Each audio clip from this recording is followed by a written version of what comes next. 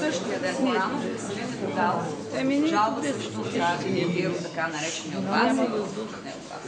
Виновен ли там за тази закана за убийство, която е направила? Аз също не направих. Моя внук, да, но и мъжа ми не. Те са вижте там. Значи внука може да се каже, че е виновен. Може да се казва, но мъжа ми е абсурдно. А вие бяхте ли свидетел на това, което се случи на 23? Бяхте там? Не бяхте в Катулица?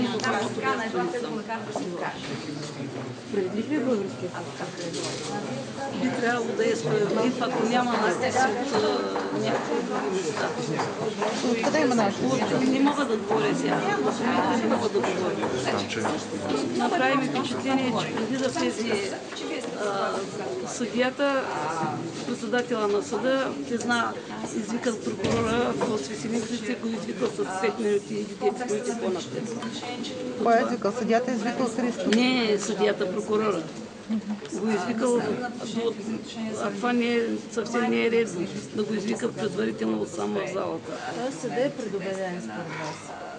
Съдът е предубеден според вас?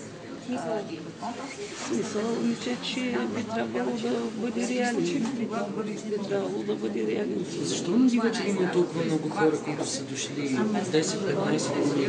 Каква ролята има? Има кмета, какви Рубан,